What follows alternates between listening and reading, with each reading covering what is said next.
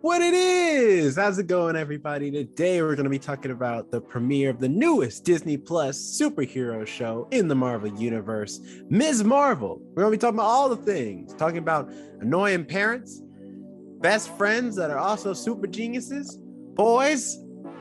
That's just it. We're just going to talk about boys. I don't know. We're going to have a lot of girl talk right now. I know I'm not a girl, but listen, it'll all work out. And you'll find out how it's going to work out as soon as you sit back, relax, grab a snack, grab a beverage, and tune on in to the first ones to die.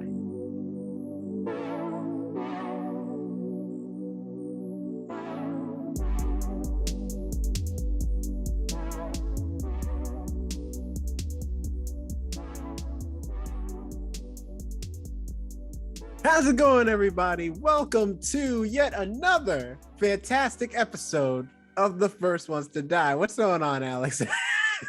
You all right? This is the way I always make you and Jonathan do the intro. I'm just like, do it. As I over here like eating or doing something else completely random, and I made a post about that. I'm like, I'll stare off into space while you guys do intros. I'm like, eventually one of these days I gotta do one or something. Gotta stay focused. But anyway. Yeah. And speaking of Jonathan, Jonathan is still out on his hiatus, so it's just gonna be just me and Alex today. But we will power through. Alex, how are you doing today? Pretty good. I went to the gas station right before this because I was really craving Dr. Pepper. Why? I don't know, but I got it. Then I also found something else that I had seen on Instagram and other places, but it's Mountain Dew Flaming Hot. Yeah, I've seen that, and I would refuse to taste it because I'm like, what the heck does that mean? It means something terrible. It smells. Does it smell like Cheetos? No, it smells like Mountain Dew. Oh, okay. I'm gonna do the dew on camera. Yeah, I was like, I want to try it.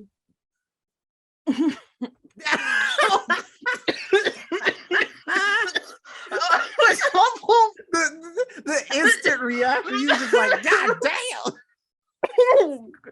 It's too strong. Oh, it's like inhaling. Like you open up a bag of the Flaming Hot Cheetos, and just inhale it. Inhale the dust. Like you're inhaling the dust. I was say I can call you 911. I'll give them your address.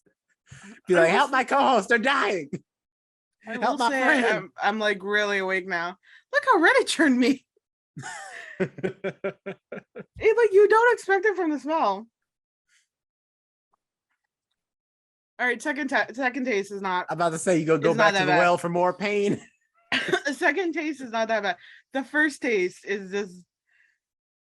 I don't think I knew what I was expecting, and it wasn't what I was expecting, but it kind of was because it does taste like it. There is a caution, Flaming Hot on the side. Got you. I would not recommend that to others. And I don't think. Well, first of all, does it just taste good in general? Just as a good soda? I mean, it's Mountain Dew. Mountain Dew is like weirdly not bad. It's something that you never are like, ugh, Mountain Dew, but Mountain Dew flavored stuff is always kind of gross to me. But I think Code Red is like the best one. Everyone knows Code that. Red. No, people love the Baja Blast too, but Code Red is the legend. Never tried Baja Blast. It's gotten into my throat. Stop drinking it. It's not bad. After the first sip, the first sip gets you. The rest of the sips are fine. But it's got to burn the throat first. That way it'll make it easier for the rest. Yeah, like all down. right, it's already scarred. All right, I'm gonna take a sip of my water now. Just don't breathe it in. Just don't breathe while you're drinking, and you're fine. I'm gonna save this as like Alex versus Flaming Hot Mountain Dew or something on YouTube. I just like how red it turned my lips. I've had like 3 sips, and like I'm so pink now. Well, that's a start. That's a start to this episode. Just because I think your throat might be too damaged. I'm doing all right. I'm chilling. I was bringing you a fun aspect. How was your week? Yeah, it's fine. I had a marathon yesterday. I like when I got back home, watched on Peacock, and just like I watched Ambulance, which was very okay. It was kind of boring to me Why would you personally watch Ambulance? because it was late at night and I was like, oh, there's movies on Peacock that are like in theaters and I don't want to pay to go see Ambulance in any way, shape, or form. So I'll watch it now. And it almost gave me motion sickness. And I do not get motion sick most of the time, but it's like Michael Bay discovered a drone camera for the first time. And so he was just like, damn it, we will use every version of shot we can do with this drone camera. So the camera was just whipping around all over the place and flipping around and all over buildings. I'm like, yo, calm it down, chill. just chill with the camera work. I could see him do that. It's intense, but it's not this intense. Relax. But that's only the first part of the movie, though. The rest of it kind of calms down later. There's a movie I want to see, and it's on Peacock called The Outfit. I forget. Me too. I didn't know it has Dylan O'Brien in it, and that's the only one I know for sure.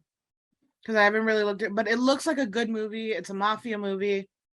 Mm-hmm. This Taylor helps out these mafia guys, but really he's kind of a mastermind. I don't even know how to properly describe it because I've only gotten to see clips of it.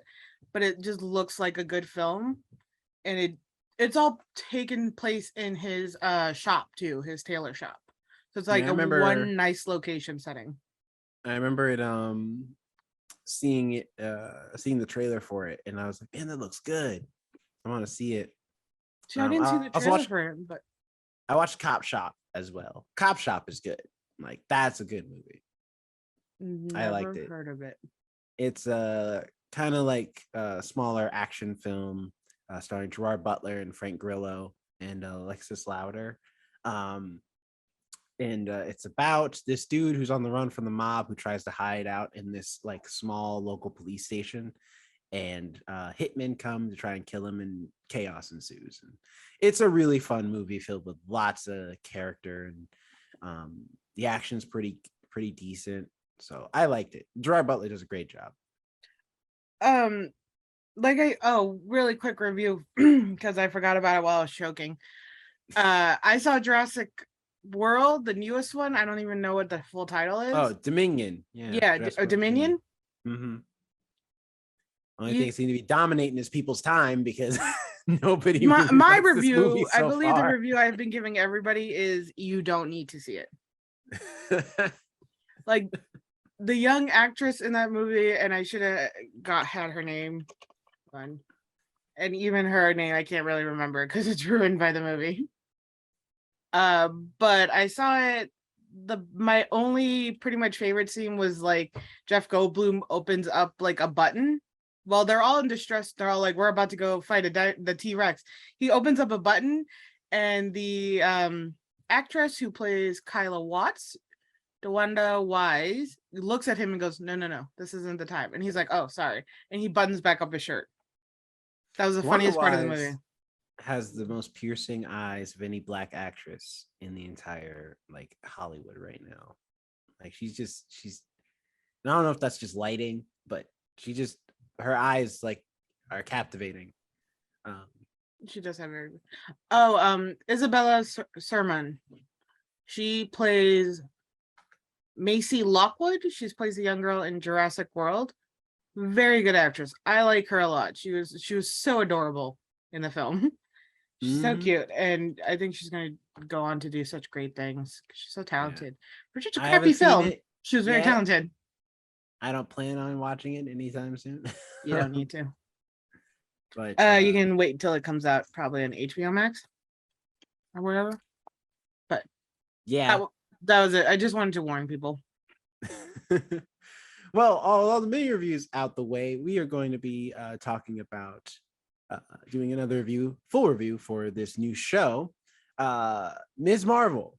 This is a show based off of the titular Marvel character, Ms. Marvel. The description from IMDb says New Jersey raised Kamala Khan learned she has polymorphous powers. And that's about it. But on DMDB, IMDb, sorry. You're right there. I took another sip while you were looking. Stop sipping the flaming hot dew. All right, it's good. It's not good for you. Dew in general is not good for anybody, but flaming hot definitely is not good. 2 and 3 were fine. I didn't think Sip 4 would kick me in my throat. Continue with the synopsis. But to elaborate, it's also Kamala Khan is a high school student in Jersey City who discovers a bracelet that gives her superpowers, and she has to make a decision how to balance her family life along with the life of possibly becoming a new superhero. This is created or show ran by Bisha K. Ali. I apologize if I'm going to mess up anyone's names. There's a lot of people in this show who are of Middle Eastern descent, so there's a lot of names in here that I might mess up. So I apologize if I do. It stars Aman Vellani, Matt Lentz, Zenobia Shroff, and so many other people. So for those who do not know how our reviews work, we do a general discussion on how our feelings are of the show, if we're liking it, if we're not liking it, that sort of thing. And then after that, we're going to go into a spoiler section, and we will tell you when that is. So if you haven't seen, and we're going to review the first 2 episodes. So if you haven't seen the first 2 episodes, when the spoiler section comes up, we'll let you know, and you can jump off, watch those 2 episodes, then come back and enjoy you some of this podcast goodness. I don't know, especially because for all we know, this could be Alex's last podcast if she keeps drinking the flaming hot dew. So you want to see there's still some in the what she has to say. But Alex, you're I'm the comic book fan, so I know who the character is, but you're going into this fresh.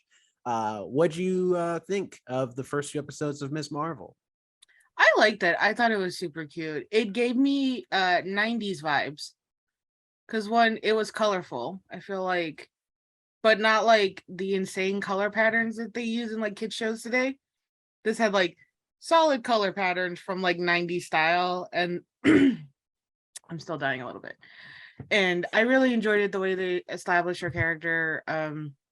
They made her a very average 16-year-old, which I enjoy, because a lot of times you watch these shows with the kids becoming superheroes, or they make them either intensely outcast or, intensely smart, or, things like that.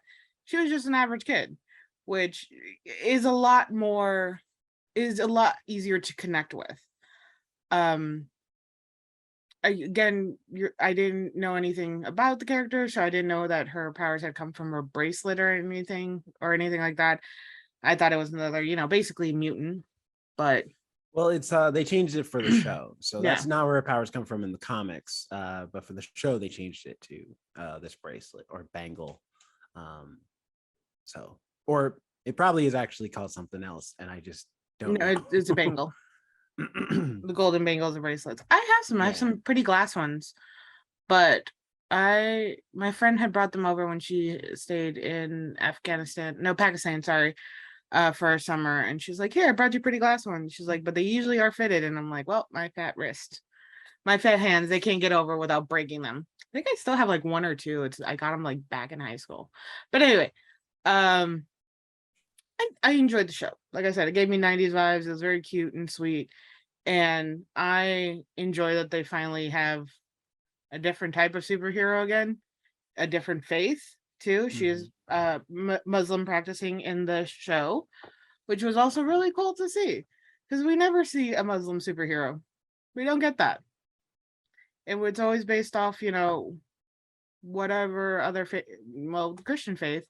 So it's nice to see that. I mean, is there a Jewish superhero? Yeah, there's a couple. Namely, I know. Dang it, who was there is one, and I can't remember his name right now, and his Jewish faith is like a big Ragman is Jewish. There's some others too. There's plenty of Jewish superheroes. I just can't think of them right now because I don't think about a lot of superheroes like faith preference, because very, very few times does it ever come up. Because like Daredevil, for example, is mega Catholic, and the only reason I know that is because he brings it up all the time. Yeah, but it's like usually the Catholic superheroes bring it up all the time. But it's like with the Christian superheroes and Jewish superheroes, other superheroes of faith, like most of the time they don't bring it up mainly because when people are writing comics, they don't want to segregate the audience. So they'll just be like, they're Christian, but they don't really talk about it. It's Anyway, kind of it was nice to see Emma's one and to be so young too, and how she's like a fan nerd. She wanted to go to AvengerCon, which I thought was just so cute. I was like, yeah. I'm like, you don't grow out of that. I'm like 30 and still want to do that stuff. So that's something you never grow out of. But yeah, no, I enjoyed the film and film. I enjoyed the show. At least the first 2 episodes were really cute and gave me just like the younger, like this feels like a kid's show too, compared to like Black Widow and even WandaVerse, WandaVision. WandaVision. Um, Even though they didn't actually show anything too gruesome, it was still like, maybe like teenager. This felt like this is like something that could be on like the Disney Channel style going on. And I really like that. It felt really like wholesome and good. What about you? I love this show. Or rather, I'm loving how it's going so far, which is feeling good because coming off of Moon Knight, like I was like, I need these new characters. Because the thing is that the Disney Plus shows started with pre-established characters, so they didn't have to do so much character building because they had WandaVision, which people know Wanda and Vision already. They had Hawkeye, people know Hawkeye, Falcon Winter Soldier. Like these are all characters people know already because they've been in the movies. So I was more nervous about, okay, how are they going to do with these new characters? And Moon Knight was the first one. In my opinion, it didn't go well. Wait for the mini review for that to come out eventually. But this one gives me a lot more hope in them having these shows be a way for them to introduce new characters. Because it's great. I think this show is, like you said, very colorful. It moves very fast. You got to be really paying attention. But I think it works in that because, one of the best things about Spider-Man Homecoming, and really all the Spider-Man movies, was that it felt like you were put right into Peter Parker's world, like how he views things as a teenager in the modern day, and especially in the MCU. And I feel like for Ms. Marvel, they did the same thing, but Kamala Khan is totally different than Peter Parker. Like Peter Parker, it's all technology. Like he likes to film things on his phone. He's a nerd, but it's more about science. With Kamala, she's a nerd, but it's all about superheroes. Like she loves superhero stuff. And so it's like, and she's all about drawings and doodles and stuff like that. So I love that becomes a part of the show, in that's you get to see the way she sees the world and the way she thinks. And I think that's really cool and really fun. But also I love the family in this, how down to earth they are, and how I was watching Double Toasted reviews, Double Toasted podcast review on this show, and they said something that I think I totally agree with, which is that Miss Marvel proves that, like, just no matter where you come from, if you're an American family, some things are just the same, no matter what your background is, religious background, whatever. And it's like, and this family proves that, with the dad who don't know how to work technology, and the mom who's a little strict, the brother and sister like picking on each other and stuff like that. Like all of the staples of just like what you would expect to see in American television are in here. And it doesn't matter that they're a Muslim family. If anything, it just enhances the experience, because not only are you seeing a family dynamic that is familiar, but you're also getting to see a whole new culture that doesn't get explored a lot in film and TV, especially not in mainstream film and TV, without it being that, oh, they're the bad guys, or oh, they're the poor Muslim folk. Like this is like, nah, it's just they're a Muslim family just trying to live and make it out here doing their thing. And that's what happens in a lot in shows and movies when they're trying to introduce somebody of a new faith or somebody of a new, race. They'll be like, "Oh, it's the poor family coming up from the bottom," and it's like, no, it's just a normal family. There doesn't need to be the tragic backstory. It's just a family trying to hold it together like everybody else. Yeah, and Aman Vellani, I think is how you pronounce her name, who plays the main character. She is doing a fantastic job. I think this is like her first major thing she's done, so she is doing great as this character of Kamala Khan. And I haven't read too many Kamala Khan comics. I haven't read a lot of Miss Marvel. Really, the most I know about Miss Marvel is what I've learned from her being featured in books I do read. Right. But she's really she is a character that has blown up since her creation because she wasn't a Muslim American comic book character and superhero. And from what I've heard from people who've read Kamala Khan, like this is pretty close. Like it's almost verbatim. The only thing that's the major difference is her powers. Because in the comics, she has basically kind of like Mr. Fantastic's powers, kind of where she can stretch, but it's not so much about because Mr. Fantastic just stretches. For her, it's like she can embiggen like parts of her body, so she can make her fist really big and stuff like that, or make her legs really long. It kind of looks almost like her morphing her body as opposed to just stretching like a rubber band. Can she just make her ears like really big? Mm-hmm. Like that type of deal? Oh, okay. Yeah, so it's slightly different. In fact, her catchphrase is "embiggen." That's like her big catchphrase whenever she's like trying to get her powers like prepped up, kind of like how Johnny Blaze says "flame on" when he turns his fire on. Embiggen? It works on a comic book page. I don't think it'll work in this show for her. Does to say it though? Yeah, because you're just reading it, so you can read it however you want to read it. But embiggen though, how is reading? Okay, yeah, go on. I mean, they did it in the Marvel Avengers video game. She's the main character in that, and she says it, and it sounds cool. She's like, "Embiggen!" And then she just gets all big, kicks some butt. Overall, though, I'm enjoying the show. I think it's great. I'm excited to see where it goes. I think this only has like 6 episodes. I don't think it's very many. Yeah, it's only 6 episodes. So I'm curious to see what the next 4 will bring. If I have to say a negative, I think the only thing is like right now it's great because it's just a teen show for me, because the powers aren't really like a thing just yet. Like she's still learning. I am worried that when this becomes a superhero show, it won't stick the landing because Moon Knight had the same problem. It was trying to be a show about a man who has DID and a superhero show. And every time the superheroics started trying to jump in, it was ruining what this director and writers were doing because clearly they didn't want to do a superhero show. And so it's like I'm worried that this show is so good, but it's good because it's like it's just, if you take this as just a teen drama, remove the Marvel aspect out of it, it would just be a really good teen drama show that's really colorful and interesting with an interesting twist with her getting powers. I'm worried that the second like super villains start coming up and superheroes start being a thing, it's like then it's gonna be start falling into some cliche territory and not be as good anymore. So what we have is Kim Possible. I mean, Kim Possible did this. It was suddenly she fell into it and she was fighting bad guys all over the world.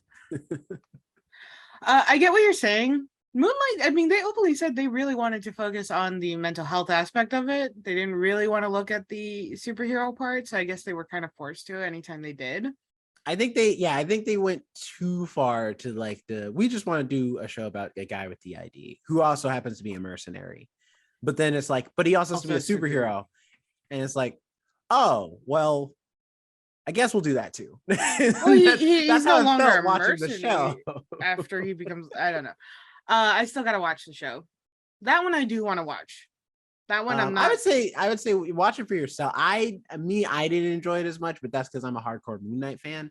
Like maybe you might enjoy it as someone who's like coming in a lot more fresh and just watching Moon Knight. That's fair. But that's our general thoughts on I guess Moon Knight and Ms. Marvel. So we're about to get into spoilers. So if you're gonna tune off, before you do, hold on a minute. Before you do, firstly, we would ask that give us 5 stars in case you're not coming back, or comment below, tell us what you thought about the show or what you're excited about for the show. And also follow us at The First Ones to Die on all our social media platforms. And you can find us on YouTube as well, and on places where podcasts get streamed, stuff like Apple Podcasts, Google Podcasts, Spotify, all that good stuff. So. And don't get Mountain Dew flaming hot. It's awful. You might die. Oh. The glass is empty though. You had to just finish it, huh? I'm not gonna waste it if it's in the glass. So spoilers. Here we go. So first of all, I really love this show. I think it's great. I think my favorite thing was the like that let me know like, oh, I'm gonna like this show, was the fact that it opens with that really cool kind of paper cutout stop motion video that she made for her YouTube channel.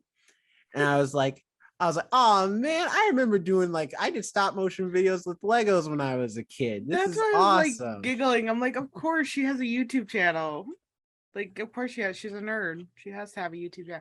I like right off the bat that they kept having her fail her driving test. She failed in a way that is so have you been in a car? Like, you didn't even check to make sure that the shift was that the gear stick wasn't in reverse. I was like, is this because of nerves, or has nobody sat with you and just been like, you do this and then the car goes, that's it. Her mom just told her to check the mirror. She didn't say check the gear shift.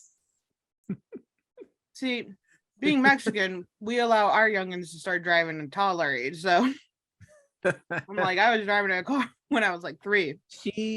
I like thinking of the Double Toasted podcast. They did say something that I'm like, I wonder if that's true, because she does have symptoms of it, in that they were like, yeah, this girl has ADHD or something. And I'm like, I can see that. I mean, they're not going to say that, but I mean, a lot of people who tend to fall in the creative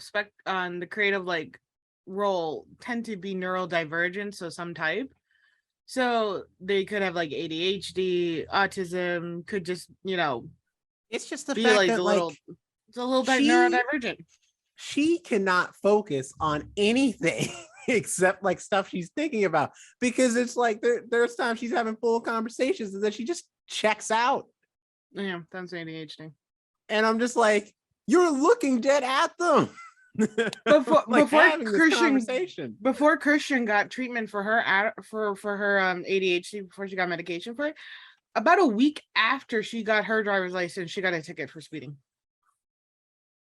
So people with ADHD tend to get more tickets because they're not paying attention, they're speeding, or they're focused on something else, or something happens, and they're most likely to get into accidents. So maybe it's a good thing she didn't get her driver's license. Okay, I'm just saying.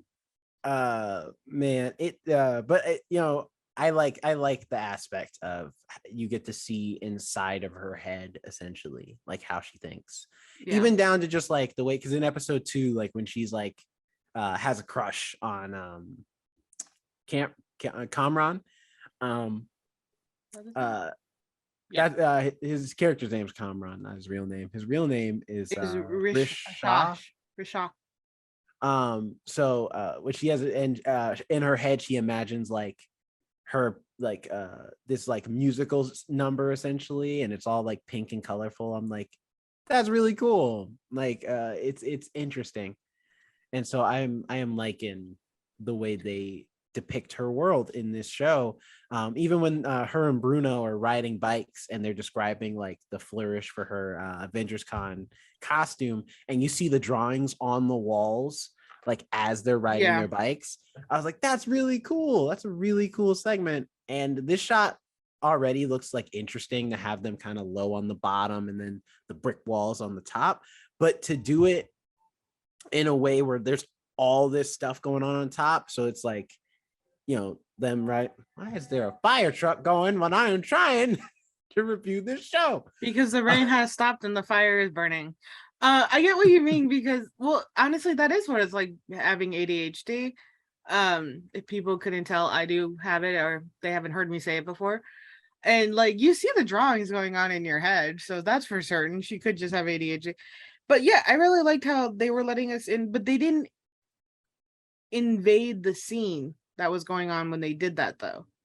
They made clear portions of yeah, you're looking at this brick wall kind of with the designs, but did not take away from the scenery, instead of having it drawn onto the scenery and you can see it on the side almost among the trees or something. They gave it its own separate area which I thought was really cool because it still allowed you to kind of ride with them in this like around this area with them.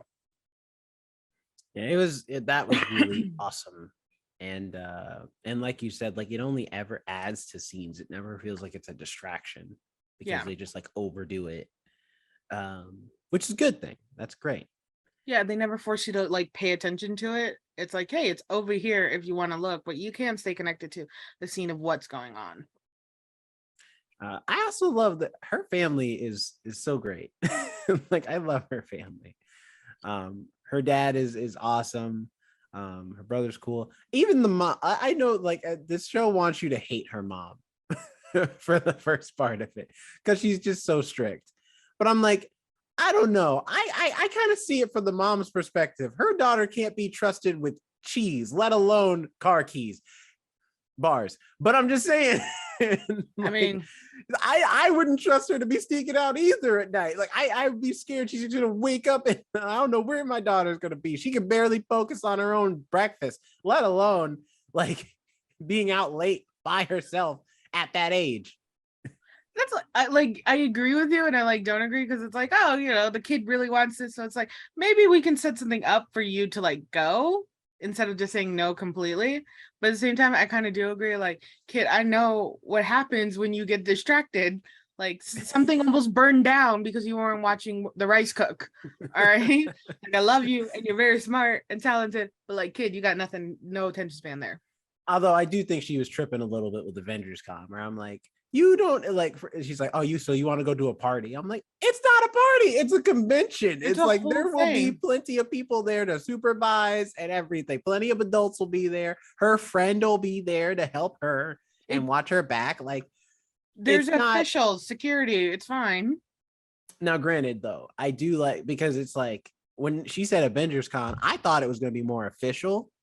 The way Avengers Con is in this, because them being like, yeah, it's the first ever Avengers Con. I'm like, oh, so it's like in a big, because you know the Avengers have existed in this world for like a long time, so it must be like a big thing.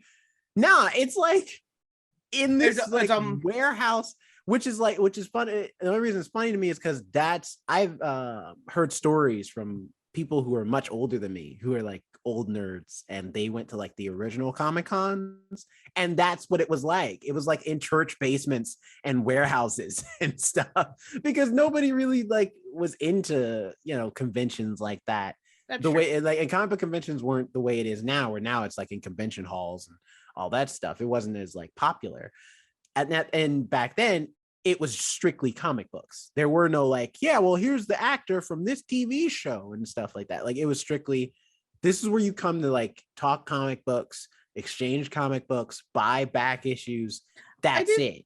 I get it, but I do think it's a little weird that they held it later at night. Though I was like, all right, as a parent, I'd be like, so you want to go to this like strange ass warehouse in the middle of the no, okay, like Well, here's the maybe, but thing. no at the same. So like that's also where I get her I because think it would have been fine if they had went with her, just not this whole thing up, but you have to dress like the Hulk. It's like, y'all know that, because it's not like she doesn't have 1,000 Captain Marvel posters all over her freaking wall. You know full well she wants to be Captain Marvel. You know this. And y'all gonna make her dress up as the Hulk. And then on top of that, not as the regular Hulk. They're like, see, it's gonna be Big Hulk and Little Hulk. It's like, there's only one, mama. You know this. He's on TV. there's Hulk and there's Banner. That's the difference. That's true too. That's like when your parent tries to make you dress. You're like, I did not want to wear this. Well, you're going to wear it. You said you wanted to. I never said I wanted to wear that. Which I admit, granted, maybe I'm just tripping, but I'm like, why? Like, she's like, you're not gonna wear that tight Captain Marvel outfit. I'm like, it is not tight at all. It's a flight suit. It's not you know, Black Widow, I'll give you. If she wants to dress like Black Widow, all right, we gotta talk, because no. But Captain Marvel's suit, I'm like, it's not that tight. I mean, it's definitely form-fitting, but it's not like tight, like, you know, like spandex. Can be seen, especially at least with the Muslims I knew growing up, that would be considered skin tight for them. No, Like I That's a had fair a point. friend, she wouldn't show like her shoulders to us when she changed in the locker rooms We would turn around. We would try to turn. Although when we did caught them, we teased a bit. But we would always try to be respectful and like not look because like it's very uncomfortable, even though it was like a locker room full of women. It's just a thing. It's how sometimes people perceive things. I see it. You're right. It's form fitting. It's not tight. Black Widow is a whole different thing. No, I don't think Yeah. I would ever feel comfortable with a teenager dressing as Black Widow, just because it's like that is too tight, too tight. Yeah, especially because like the whole costume is like zipping down so you can Yeah, see her cleavage and everything. Like it's literally just one long zipper now. Yeah, like nah. But here's the thing too, though. I feel like, especially me, if it was me, I'd be like, if it was my kid, I'd be like, let's see the costume at least first. Because I mean, it's a costume contest. Would it like it for all we know, she could be wearing like cardboard boxes. like you know what I mean? Like let me see what the costume at least looks like. They didn't even want to do that. They were just like, yeah, no. It's just a no. Maybe because she's probably showed him stuff in the past and be like, all right, we know the talents and skills of our child. So absolutely not right off the bat. I'm not saying it's a good thing that they did that or anything like that, or like they should have. But also like when you have a kid, you're very like with her stopping, be like, no, we can't trust you with like a pan. How are we going to trust you with a car? They already know ahead of time what she's like capable of. So we're like we already know this costume may be a little bit more than we already like because we know you. But but that whole first scene was like very cute, and I get they were trying to have you dislike the mom a bit to like get that the whole family dynamic, like, oh, this parent is always against, and then the dad who probably doesn't know technology will probably be helping her along the line. He doesn't help at all. He just lets her mom just say whatever and do whatever, and he just like he just been in the back. Yes, ma'am. No, ma'am. All right. Yeah. It's like, Dad, you gonna help? Yeah, listen to your mother. just like that. That's him. But it's interesting because the dad in the comics is like a big part of Kamala's superheroics. Not that he becomes a superhero, but that he slowly figures out that she's a superhero and becomes a big inspiration for her. And so it's like, I'm curious if they're going to do that later in this show, where we get to see him like actually discover her powers and encourage and inspire her. In Disney's track record, if both parents are alive, usually that is how it goes. You have the one parent who ends up helping you out, and then the one parent that you're kind of always against, and then when everything comes out, that one parent that was always against was like, oh my god, and the one parent that was helping was like, I knew we have to help her now. I get your past, but like this is our child now. That's kind of Disney's track record. If both parents are still alive, if it's usually just the one parent, it's a whole different stories. Now I will say, like, a lot of people are thinking comparing this to Turning Red because of her family relationship. I mean, granted, Turning Red, May didn't have a brother, but the dynamic is kind of the same. You know, dad who's supportive and kind of doing his own thing, mom who's really strict. Although Turning Red is more that the mom is super protective. It's more that the mom's just strict. Well, the mom is being protective in a way here too. I can see how they're comparing it to Turning Red, and it's actually very common with family with people of color's families. I mean, the mom usually does take restriction, but becomes the strict person when it comes to the children. That I've often seen, and it's similar in like Turning Red. They want to protect their child. They're trying to, protect him from the outside world, because a lot like with all these other diverse cultures, we face a lot of issues when we go out in the outside world. And Muslims have had to deal with so much throughout the years. Also, it's a Muslim culture thing too, because I do appreciate they talk a lot about the sexism that's within the Muslim culture too. So I'm sure that's a part of it too, where she's like, Kamala, I need you to focus, because like the goal is for you to eventually like grow up, get a job, do the things, but also get a husband. And I don't see that happening for you if you're just out here in daydream land all the time. I I got really lucky in my family because my mom's side is mostly women, so it was never find a husband. I'm good. My dad's side, even though they're Catholic and often traditional Mexican, when I'm like, yeah, I don't ever want to get married, they're like, good, don't. I'm like, yeah, I don't want kids, don't. You're good. You don't have to. There's plenty around. You don't got to do it. So I got really lucky from both sides. Everybody's like, you don't have to. Don't have kids. And I'm like, cool. All right. Nobody's trying to breathe down my throat or breathe down my back about that. The spice is still in my throat. It's not going away properly. What did you think about her friend? Carnel? Carell? I'm reading it now. Oh, I'm reading. I thought you were gonna talk about Bruno. Is that you talking about Bruno? Bruno, because there's his last name's Corelli. Corelli, but they call him Corelli in the show, no? No, they call him Bruno because that's his name. Oh, rereading the synopsis. Anyway, Bruno. No, but we don't talk about Bruno. He's you gotta make that joke the entire night. Absolutely. Go on. He's great. I liked him. I think he's doing a great job. The only thing is I really hope they do not do, because it's looking like that's what they're doing. The whole thing of the best friend who's always been there has a crush on the main character girl, and that's who they're gonna end up with. And I'm like, I've seen these at that. I'm sorry. I just want one teenage show where the teenage boy who's the best friend of the teenage girl main character doesn't have a crush on her. They're just platonic friends, and he's not gay. Like, they're just platonic friends. They never end up together. He is in no way attracted to her. He's just like, that's so Raven friends. Like, that is that's the only one. Eddie's the only one, and Eddie's the real one. And even then, like, that shows back then. Like, now it's always the same thing. It's like at some point the teenage boy character who's best friends with the teenage girl has a crush on her and wants to date. And so a lot of times it's vice versa. It's like, I'm just saying, because it's only, I only say that because I'm like, this show does a great job of avoiding most of the teenage show cliches, and it feels so fresh and interesting, not just because of the Muslim American aspect of it, but just Kamala in general is like a character I've not seen a lot in teenage drama shows normally.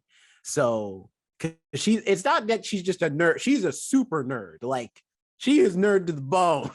She's Jerome. Basically. So she's like, it's different than anything I've seen before. And so it's like, but there's always that one trope they got to keep going. And I'm just like, because the second they have that scene when they're sitting on the rooftop and Bruno's like, yeah, you're Kamala Khan, you could do anything. And they just stare at each other for a long time. And he's like, anyway, so let's talk about this thing. I'm like, oh my god, no. The only time I found that trope really acceptable was with Danny Phantom, when they got together. And but even then, for the longest time, they're just like, we're just friends. Like, there's no real romantic tension. Yeah, only a few scenes here and there. There's a boner there, but they never got in the way of each other's dating or anything like that. So that's why Danny Phantom is the only one when I accept that trope. But I agree with you. I always hate when they do that. It's like, really? Was this friendship based on that then only? And then you guys kind of got stuck there. But yeah, I like Bruno. I think he's good. I think he's funny when he needs to be.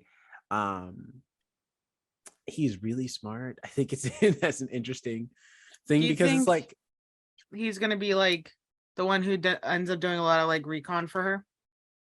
Oh yeah, he's definitely her guy in the chair, to quote Spider-Man. Because that's all he can do. Is like, he's the guy in the chair. He's just really smart building tech. And he's probably going to be like her, like, person who's like going to, have all this like tech stuff that'll help her like know where crime is or something, or just find information, all that stuff. I do think it's interesting though, the idea that he gets into Caltech, into that Caltech program, but he doesn't know if he wants to go because it's in California and he loves being in Jersey City with his best friend. So I'm curious to see where that goes. That's also another trope I hate. When they give up these giant opportunities because they don't want to leave their friends for like a summer or something. Oh, I left my friends in a heartbeat. That's why I graduated high school at 17 and then went to college out of state. Like, yeah, like I'm sorry. Like, I would be more mad at my friend. I'm like, I'm sorry. You gave up this amazing opportunity to go to this school because you didn't want to leave me. Like, no, I'm not happy. I'm not proud of you for choosing me. You should have gone. That was an amazing opportunity that could have set you up for the future. But like, sure, let's go bum some beers somewhere. Like, no. Especially because Jersey like City too. it's a modern day, like in a world where like COVID proved this, in a world where we are never like more than one phone call away, one Zoom call away, like as we I know it's not this. the same. Yeah, you know what I mean? Like I know it's not the same because it's not like you're hanging out with that person in person, but it's not like you will never see them again if you go to California to go to college. Yeah. Like, and it was a Caltech program. It wasn't like actual school or anything. This was a time limited program that he could have gone and came back to because they're still 16. So he can't just go off to college just yet. Now, granted, he probably is smart enough to graduate early and go to college. So he's already like stumping his future a little bit. Could be getting so much further ahead. And they're probably not the best thing to say. There are probably friends who have done that in real life, which is stupid. You're stupid listen, if you love your best friend that much, like that's stupid. It's like that's your choice to make. But I'm just saying, like, it's a stupid choice. You could always go back. They are just a plane ticket away. Like, it is a stupid choice. Don't try to sugarcoat it. Oh man. What do you think of the other friend though? Nakia. I would have actually liked to see more of her. She seems fun. She seems like she's played by Yasmin Fletcher. She's good. I was about to be like, that was Yasmin. No, Yassi, is it Yasmin? Yeah, Yasmin. No, my sister-in-law.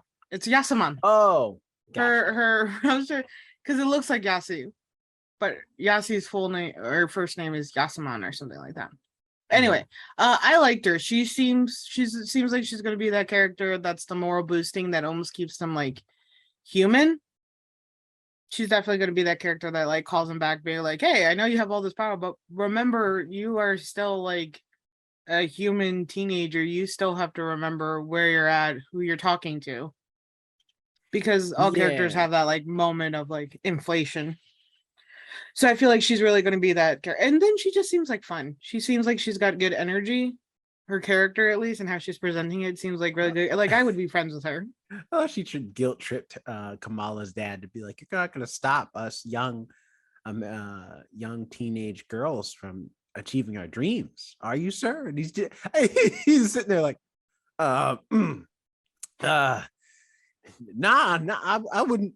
But I already gave by, because that would be really sad, if you did that.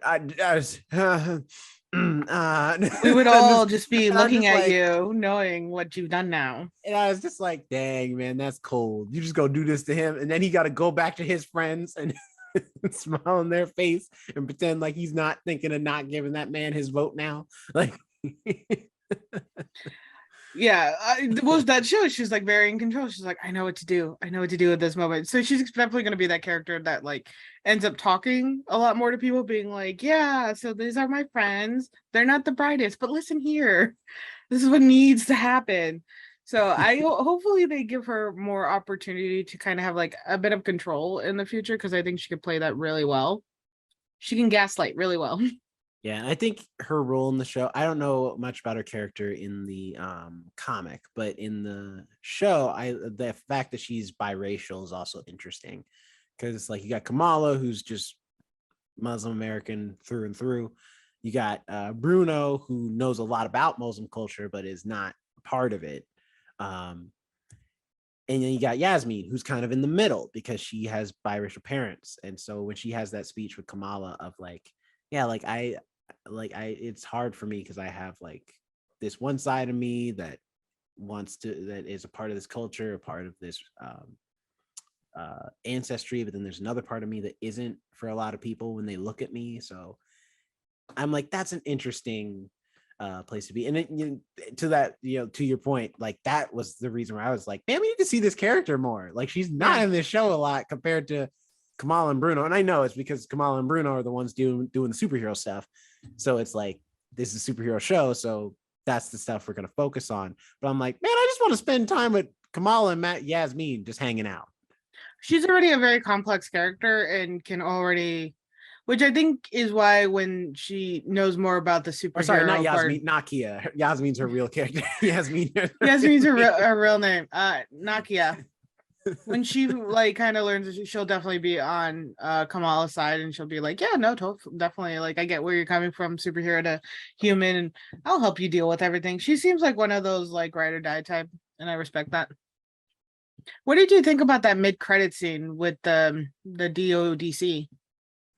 Yeah, I'm interested in that, but at the same time, I'm not really feeling it right now. Maybe it'll be bigger later, but they're supposed to be the Department of Damage Control, which in the comics, Damage Control is essentially the guys who come and clean up and rebuild stuff when it's destroyed by superheroes. So like if a building gets toppled, they'll come after the superheroes leave and just be like, all right, let's go clean up this building and stuff, which explains why and how the city gets rebuilt in like a day in the comic books. Yeah, they're literally called Damage Control. Yeah, in this, because they were in Spider-Man No Way Home as well. And it makes it seem like they're more like a department who like hunts down like dangerous superheroes. But I don't know. It seemed very weird to me because I'm like, y'all do not know anything about this person, and you're already like making her out to be like a hardcore criminal, like to the point where you're interrogating kids. Yeah, like so really harshly at that, and being super racist about it too. Well, like in the first episode, her main use of powers was just to protect her classmate who fell. Or was fallen. I mean, it was a minimal thing. It was such a minimal thing. She did knock down the Ant-Man thing, which everyone's cheering. I'm like, guys, it's still rolling in the background. Like, y'all ain't no one gonna stop it. Like, ain't no one gonna help, huh? Well, a lot of people had issues with Ant-Man, the movie. Apparently, Ant-Man is the most popular superhero now. I always liked it because it's Paul Rudd. It's basically because of Paul Rudd. Well, I love just not to get too far off topic, but I love how much information the public has on the superheroes, that like Ant-Man has his own podcast now, and everyone treats him like the number one superhero right now because he's like the most popular. Well, because he's like, the only really one. Interesting. I feel like if Ant-Man really existed and was like played by like Paul Rudd style Ant-Man, he's like the chillest one. Like, I feel like, yeah, he's more personal. He would definitely have his own podcast. And plus, for a while, he was on house arrest, so he needed something to do. So, like, I could see Ant-Man. And then even in reality, he's always been my favorite of the Avengers, because I was like, he's just like, all right, let's do it. Let's do something. Like, he's always a little geared up and ready to go. And that's how I feel. I'm like, I don't want to be directly in command of anything. But I definitely want to be the one in the background being like, let's do it. Let's go. I don't know what we're doing, but let's go. I was waiting because you see all those kids and adults in cosplay at Avengers Con, and I'm like, where the heck is Black Panther? Where the heck is Falcon? Or I'm sorry, Captain America now? Like, where are they at? All I see is people in Wakanda garb. Not a single Black Panther in the entire goddamn Avengers Con. Or Falcon. Especially Falcon. At least they wore Wakanda stuff. Ain't nobody want to be Falcon. I didn't realize that at all. I saw like I did not notice that at all, that there was no Black Panthers or Falcons or the new Captain America. Everybody wants to be Captain Marvel and Ant-Man. I mean, as far as I know, they have the least issues. I mean, Black Panther did just kill his cousin. The like, public don't know that. As far as they know, he's just a cool cat dude who rules Wakanda. he's a cool cat dude who may or may not be part of a secret kingdom. Oh no, this time they released that Wakanda exists. Yeah, so they at least know Wakanda exists. Although I'm like, how did you get the costumes so accurate though? Like, it's not like you. It's not like they're showing White Wakanda people will stuff. still they'll No, black people. Oh, they were black people. I don't There are really. black people in Wakanda garb. I don't recall. I think there's that only scene. black people in Wakanda garb though, because it's like, yeah, I don't think the white people that would have made it could have made it work. They've appropriated enough outfits. I'm pretty sure Heck, they would have found a way.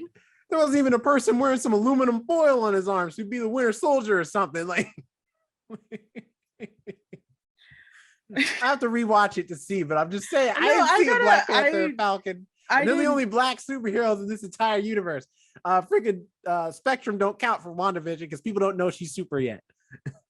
I did not pay attention enough, I guess. I was just like, oh, lots of people, costumes. I want to go to Comic-Con this year. I'm going to Comic-Con this year, by the way. People are out and about. Come find me. Me too. I'll be there. The city. Check out the first ones to die at Comic-Con. We won't have a table, but we'll be there. I'll be running around being ridiculous.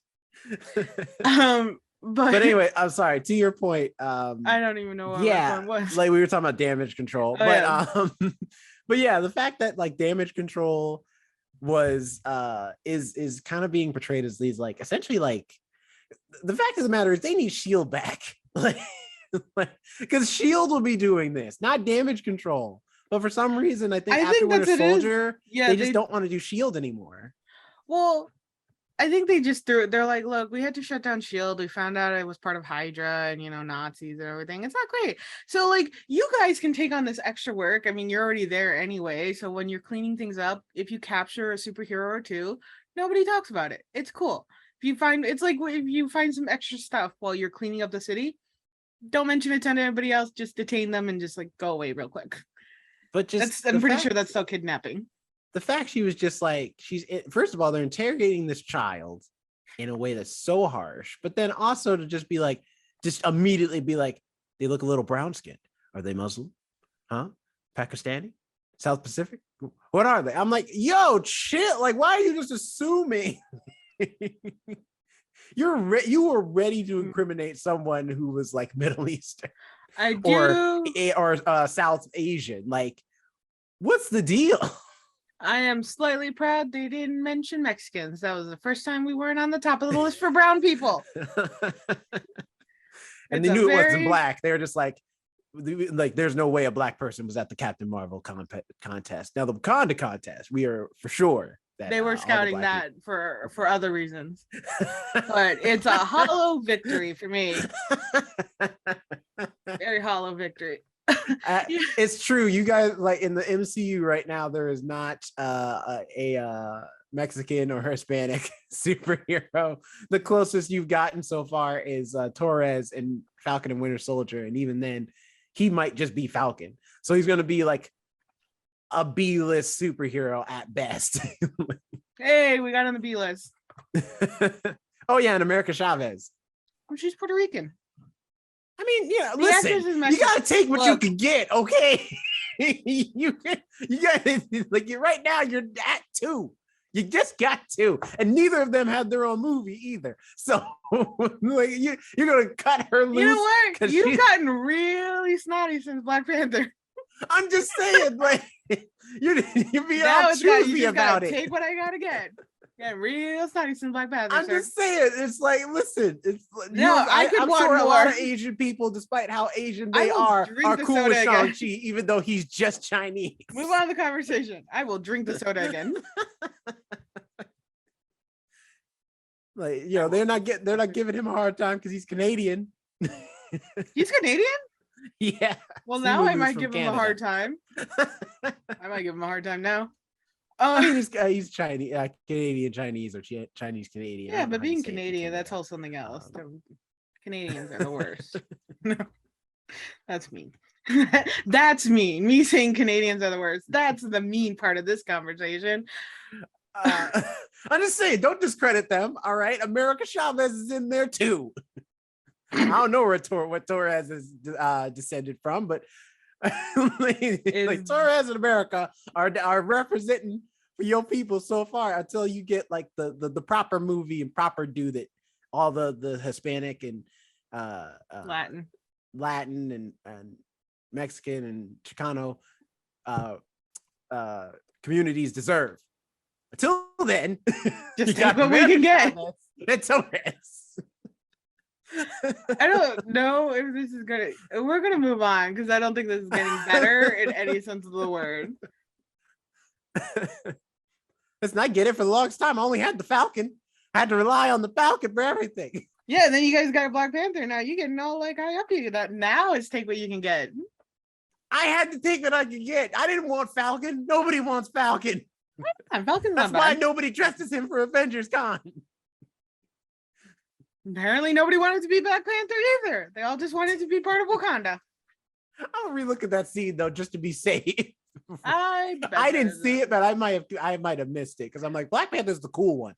That's the one everybody wants to dress as. Which, going from a side story of our side rant, we got to see Ruth E. Carter, costume creator and designer, who did the Black Panther costumes. That's right, because by the time this comes out, actually we'll already have posted pictures about this. So yeah, we did get to go to the press preview at the Museum of Pop Culture to see the Ruth Carter exhibit. So if you're in the Seattle area, go check it out and you can see the Black Panther costume in person, as well as other Wakanda costumes, but also costumes from just Black film in general you should be watching. Selma, Malcolm X. That's still stuck in my throat a little bit. It's not leaving me.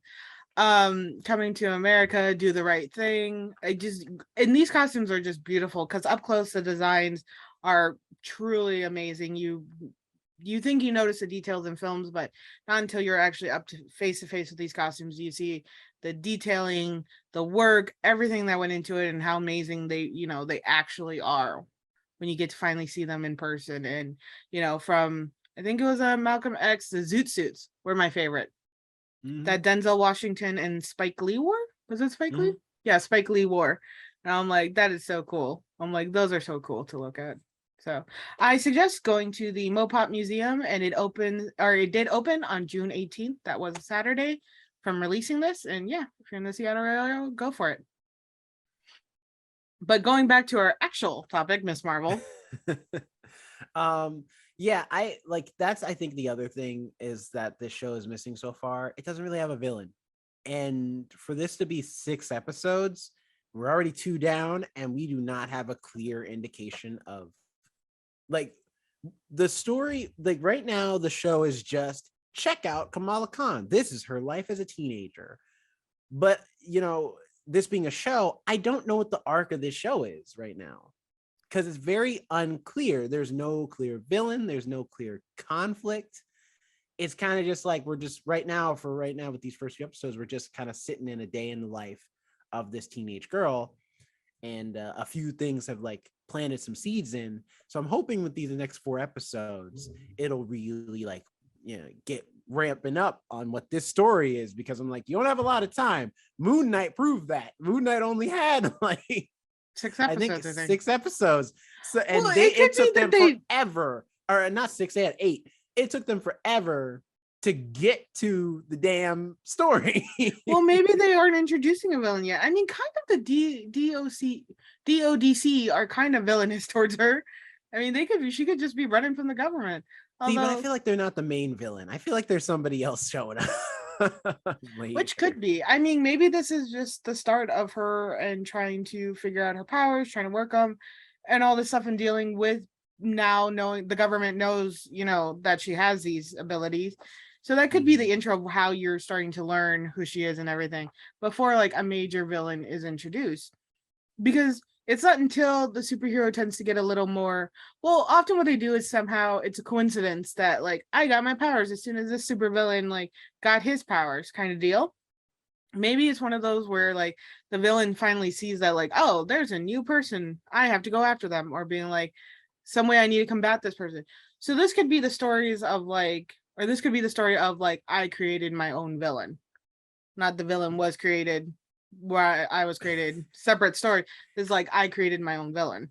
this won't happen, but you saying that just made me think like she's gonna reject Bruno, and then Bruno's gonna be like, well, then fine, then we're no longer friends, and then he creates a super suit and becomes a super villain. A scorned teenage boy. Yeah, I could see that being a villain. It won't happen, but it's just that's a funny idea to think about. Maybe you should have gone to Caltech and calm the fuck down, buddy. That's what it comes down to. What do you think the odds are that Captain Marvel shows up in this show? I feel like pretty good. I feel like that's definitely like a season ending thing, though. I can see that. That could be like a cameo of like maybe a mid-credit scene for the final episode is that Captain Marvel shows up. Yeah. Kind of like what they did with in the Arrowverse, where Barry was talking to Oliver and they had him on the screen just at the end, like a conversation being like, you can do it. You can be the hero everybody needs.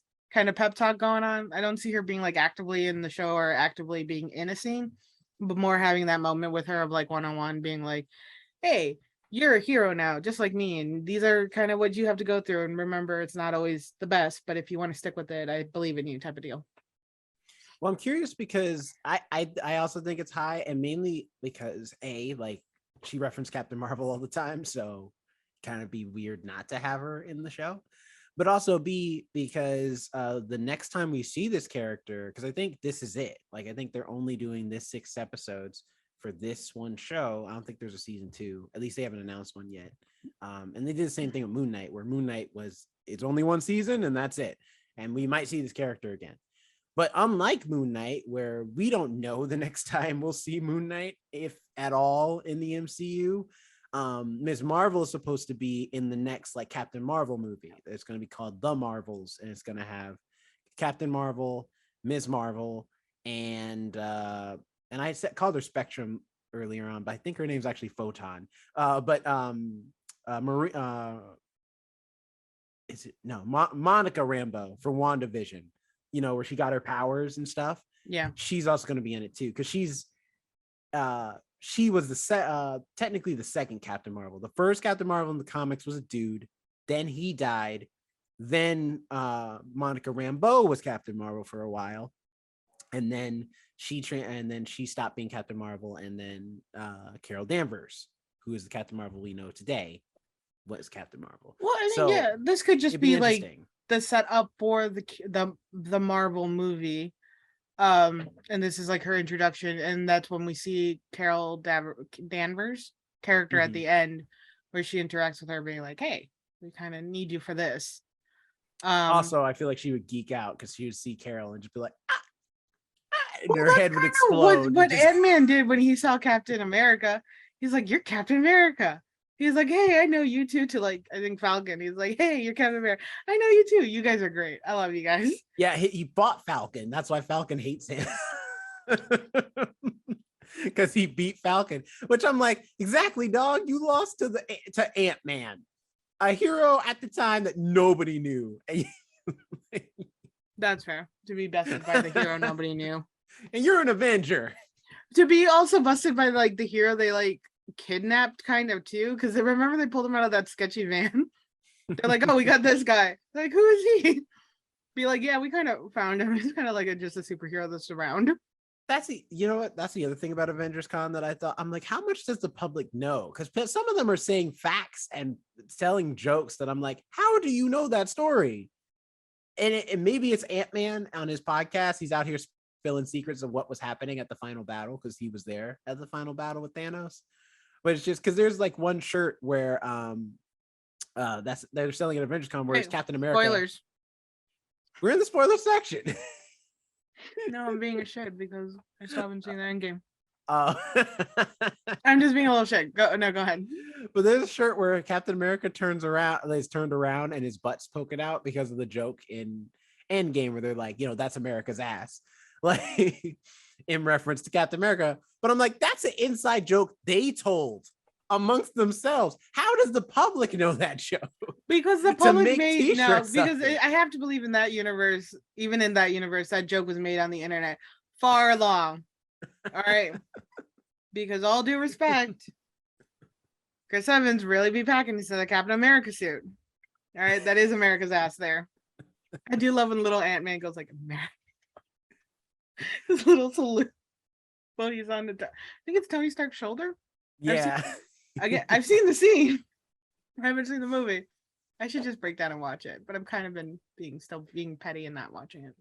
But it was, yeah, so that was great to see. What were we talking about? All the references to Captain Marvel. I hope she shows up. Because it would just be, and also, what else is Brie Larson doing?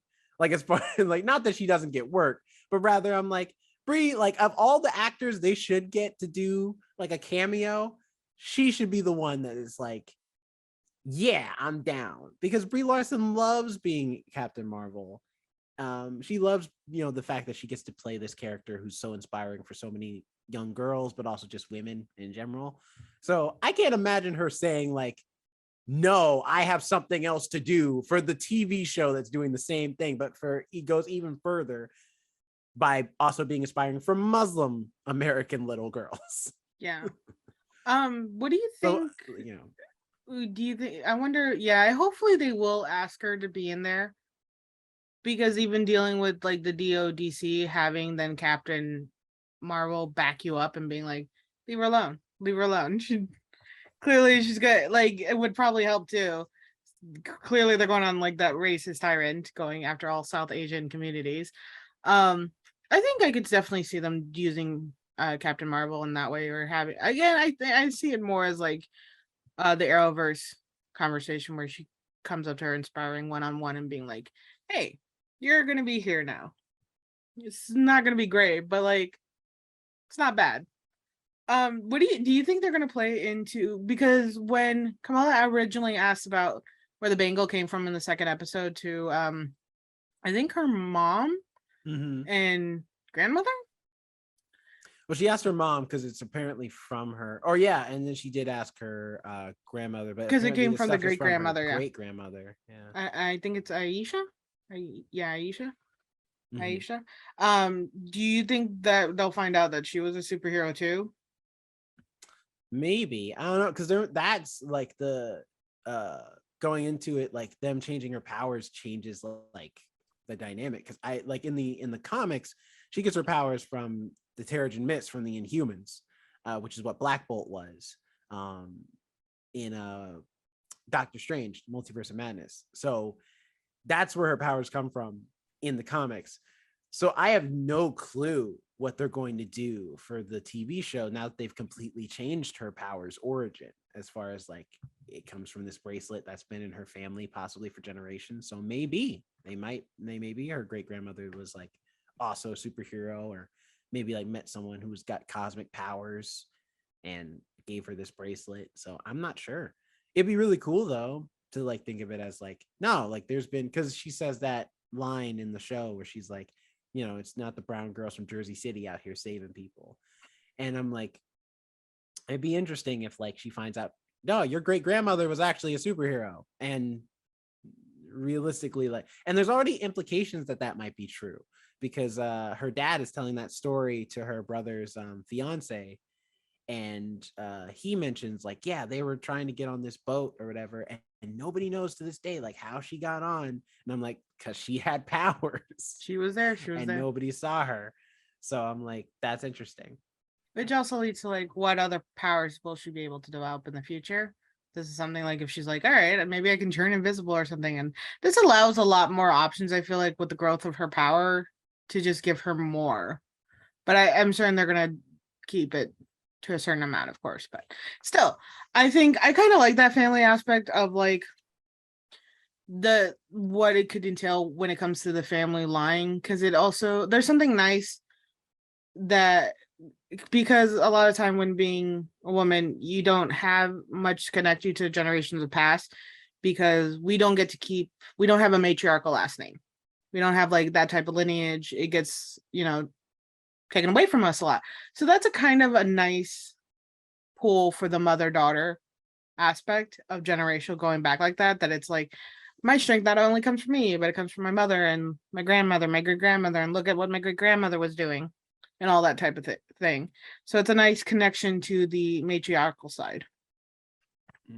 And I'm Yeah. I'm really vibing with that. I really like it. Yeah, I am enjoying the way they do the family dynamic. Also, we didn't talk about the brother too much, but the brother's great in this show as well. He's Oh, played by the brother is definitely gonna be covering for her for so much. well, I he's can see played it by now. Cigar Shaik, I think is how you pronounce his name. Also, the man's beard is tight. Like his beard game is immaculate. Like That is he a should be out here giving tips. it is a great beard. I do Mhm. respect it. He's got great hair. Yeah, I mean, he's a handsome guy. You know, he's going places. Um, but it's like he's just great as I like that he's not the type of brother who's just like, a spitting image of his father. He's not just like coming down on Kamala. He's like, no, I'm a supportive brother. I got your back as much as I can because tradition's tradition. But if I can help it, I will try. And I'm like, that's really cool. I mean, and sometimes that's all you can ask. Like, just support me. I get like if you don't want to like outright defy everybody, but just like don't talk shit to me, which is Although it's very I minimal. when she's hanging out with Cameron or Kamran, she's just like, yeah, this is my cousin, our cousin, from that one family get together. And he's like, oh yeah. I'm like, full well you do not know him. Be like, sure, yeah. Just like slowly back away. Do you think we're gonna see more of Kamran? Yeah, well, the way episode 2 leaves off, it looks like he's got a lot of secrets too, with Well, Kamran they always do. and her auntie Ruby, I think is what she Yeah, said. Which, so I'm curious to see. Like, we probably have a lot more to do with Kamran in the future. That's gonna maybe be that's really gonna be the villain. There you go. They've already started to introduce him. maybe. I don't know. I don't know. I don't know many of Miss Marvel's villains. Like, as far as like, I know she doesn't have any like iconic ones that I can think of off the top of my head. Uh, but I think she does have like her own villains, like villains that are strictly like from her comic and not just because like I see that because like for example, Kingpin in Daredevil is like a villain that gets used for a lot of comic books because they're like, we need a villain who's already in New York. Kingpin exists. Screw it. He's the villain now. Because for the longest time he was a Spider-Man villain, and then when they wanted to give Daredevil more of an arch nemesis, then he became Daredevil's arch nemesis. So it's kind of like with Miss Marvel, I think she has her own original like villains that she can fight. See, that's cool. I think I might end up picking up a copy of Miss Marvel, at least a couple copies, because this show definitely makes it seem a lot more fun than a lot of the superhero comic books that I see, where they're just really sad emo boys going around. So, like, I think this one would be more entertaining to read and learning some about the original villains she may have, because, well, yeah. Hopefully they're not racist field because you already got the DODC being racist. Like, I want a villain almost to be up to where you're like, all right, I'm gonna strike you down. But understand this isn't because you're like Muslim or brown or because of your fit or anything like that. Like, you're just kind of I getting just in the want to way of rob my banks, profit. man. Yeah, you're kind of getting in the way of my profit, but I just want it to be known standing. That is why. And now I'm gonna kill you, but just let it be known this hate is totally directed towards you being a good person. Not a teenager, although they wouldn't know she's a teenager. Well, no, she wears a mask ish. They need to get her a better mask helmet thing. Well, right now she's wearing her Captain Marvel costume, but eventually she'll get her Miss Marvel costume, which is her actual costume. And at least from the pictures we've seen so far of what it looks like, and especially on the posters, it looks good. My only concern is, please don't tell me we are only going to get this costume in the last episode. I'm tired of that trope too. Hawkeye did the same thing where it's like the whole series. They're like, yeah, man, we're going to give you Kate Bishop's like, I'm going to give you a new costume. And we don't see that costume till the last episode. I'm like, I would like to see this costume. Because you're just doing an iconic costume that's from the comics. So it's not like you're making up something new. So just give us the costume. You've already shown it technically anyway. I just want her to get a better helmet identity thingy hiding her. Because the one she has, it looks ridiculous. It does. Her costume in both the in the show in the comic is that she just has a big mask on her face, and then she doesn't have a helmet, so she lets her hair fly. Oh, okay. Then that's better because what she's wearing, what they have her now in, is that looks like, I think it was a modified bike helmet. Well, it's her Captain Marvel cosplay helmet. Yeah, but that was not Which is supposed Captain to look Marvel like- money helmet. Yeah, it's supposed to look like Captain Marvel's, which that was a fun scene too, when they're like discussing like she's like breaking down like how she's gonna sneak out, and in her mind the costume looks like so high grade. It looks like, yeah, and then she's like, And then it's like in reality it's just a cardboard helmet with a light bright for the flames in her hair. and yeah, and red painted like really badly red. But final thoughts. Final thoughts though. I don't really have a grade for this just yet, just because it's still coming out, so we're still getting a feel for this show. But so far, if it stays at this rate, it's definitely a solid A- for me. The minus is just because of the villain thing. I'm not quite sure where this show is going as far as like what the arc of this story is. Why are we here? But I am enjoying the acting. I am enjoying the character development. I'm enjoying this, the effects and the cinematography. Like everything else is on point for this show, and it really captures the teenage spirit while still being fun and energetic. And a show that I feel like everybody could enjoy. Like adults could enjoy it, kids could enjoy this, teenagers could enjoy this. Like it's a show really for everybody, which is like when Marvel works the best is when they're making content that is for everybody. So I'm really excited to see more of the show. Can't wait to see the next 4 episodes and where it goes and where it ends. And yeah, and if you're not watching yet, first of all, thanks for joining us for an entire spoiler talk. But watch you some Ms. Marvel. I cannot recommend it enough. At least the first 2 episodes. I can say the first 2 episodes really solid. If the show starts to dip after that, it's not my fault. Okay, I told you the first 2 episodes were Did good. somebody have a conversation with you about it? Because I feel like you went It's on this just like the last fact week. that, Are you like okay? I'm sorry. I keep referencing the Double Toast review, but they made a good point because I'm like, we're also a podcast that review stuff, and we recommend stuff sometimes. And I do think to myself, what if the show sucks? And then they come back to us, and then they're just like, you told us to watch this show, and this show is terrible. And I'm And like, you know what I would say? I'm sorry. Like, I didn't know adult. that. I couldn't see the future. No, like, I didn't know the show was going to dip in quality like this. You are a grown ass adult. I made you do nothing. It's my bad. I'm sorry. Nope, you did of your own free will. Nobody made me go watch Jurassic World. I don't even know why I went to do it. But I was warned. But I mean, listen, I don't know why people keep giving Jurassic Park sequels a chance. I'm sorry. They're just like, it's always dropped in quality. It's never gotten better than the original. It hasn't. But what's your final thoughts, Alex?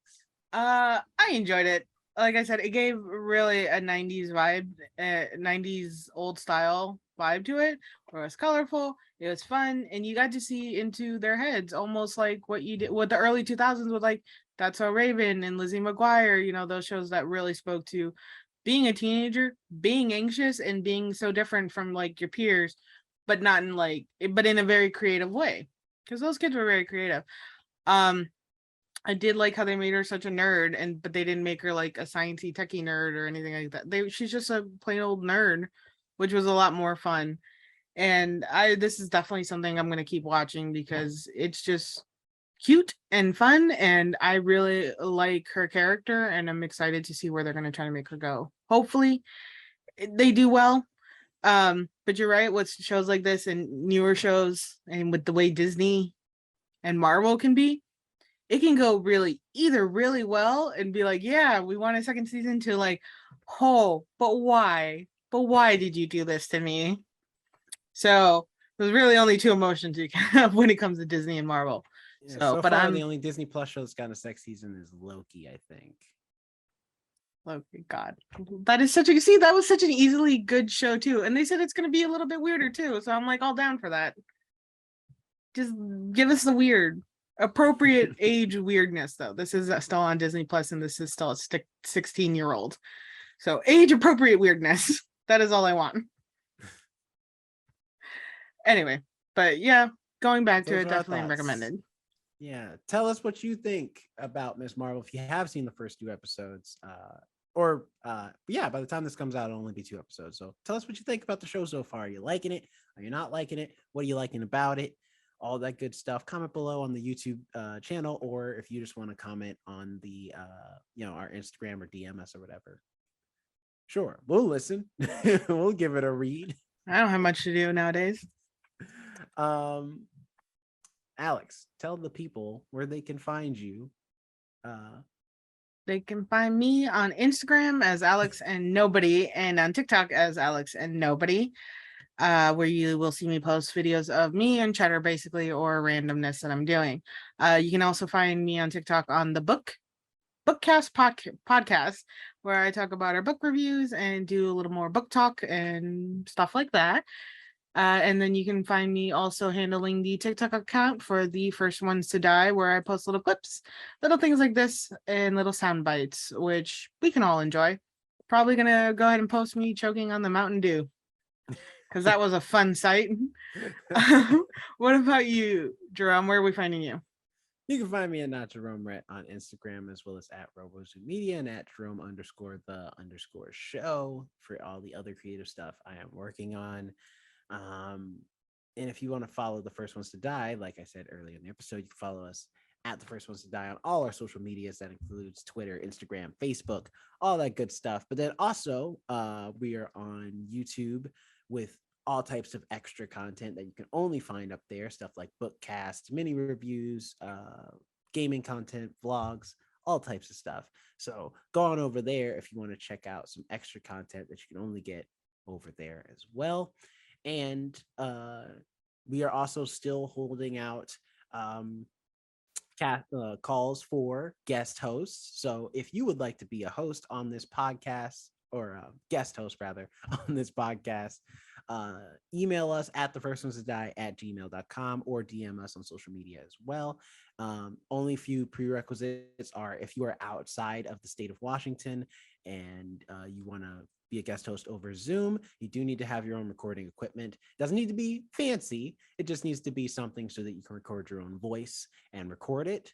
And if you are within the state of Washington, email us, let us know, and we can figure out a time of whether we want to do it over Zoom, which same prerequisites apply. But if you want to do it in person, that's also doable as well, just depending on how far out you are and all that stuff. But we can work out that stuff in an email. So again, email us at thefirstones2die@gmail.com, and we'll get back to you as soon as we can.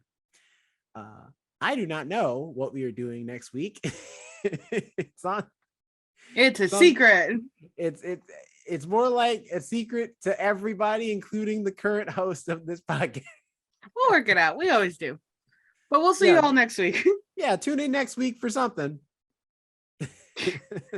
Well, have a good day, guys. Bye. Yep. Have a good day, night, and morning, whatever. Bye. Oh, this is still so awful. Stop drinking it. Never. Oh, God.